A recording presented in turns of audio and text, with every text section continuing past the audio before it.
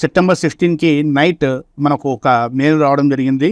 అదేంటంటే users tax forms అనేది మనకు 2024కి ఎక్స్పైర్ అవుతుంది. మళ్ళీ మీరు ఇంకోసారి రీఫ్రెష్గా రీసబ్మిట్ చేసుకోండి, లేకపోతే మీరు వచ్చే రెవెన్యూలో 24% అనేది ఎర్నింగ్స్ అనేది మనకు వరల్డ్ వైడ్లో ఉన్న ఎర్నింగ్స్ అనేవి మనకు కట్ అవుతాయని చెప్పడం జరుగుతుంది. అందుకోసం ఇది మనకు రావడం జరిగిందనమాట. సో ఇక్కడ మనము దీన్ని సబ్మిట్ చేసుకోవాలి. ట్యాక్స్ డాక్యుమెంట్స్ అనేవి మనం సబ్మిట్ చేసుకోవాల్సి ఉంటుంది.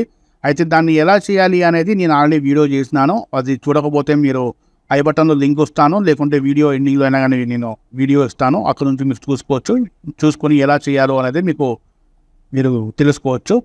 ఈ ట్యాక్స్ ఫామ్ అనేది మీరు సబ్మిట్ చేయకపోతే ఏమవుతుంది అంటే, మీరు ట్యాక్స్ ఫామ్ అనేది సబ్మిట్ చేయకపోతే ఇందులో ఉంచి మొత్తం ఎర్నింగ్స్ మీద 24% అనేది యూఎస్ గవర్నమెంట్ ట్యాక్స్ క్రియేట్ చేసుకొని మనకు కేవలం $76 వేస్తుంది.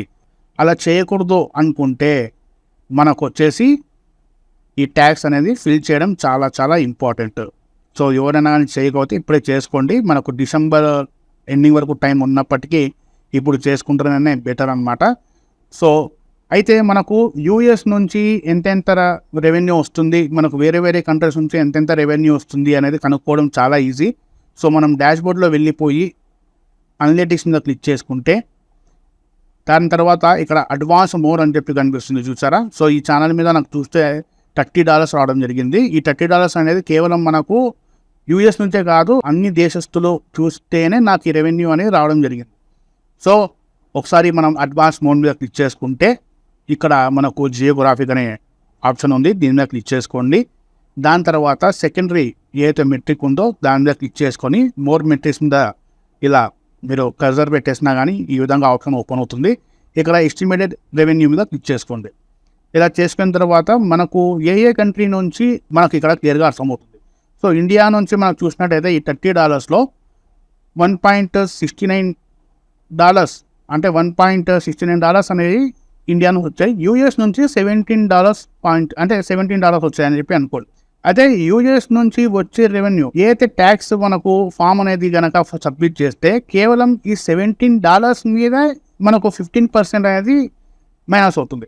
సో ఎగ్జాంపుల్గా $17 ఉంది కదా మనకు ఇక్కడ. సో 17 మైనస్ 15% అంటే కేవలం మనకు $2.5 మాత్రమే కట్ అవుతుంది. మిగతా 14.45 సెంట్స్ అనేవి మనకు వస్తాయి. అండ్ ఇది మిగతా ఏదైతే కంట్రీస్ ఉన్నాయో ఈ ఎర్నింగ్స్ అనేవి ఎఫెక్ట్ కావు. ఒకవేళ మీరు ఆ ఫామ్ అనేది సబ్మిట్ చేయకపోతే ఈ $30 మీద 24% అనేది మైనస్ అవుతుంది టోటల్గా.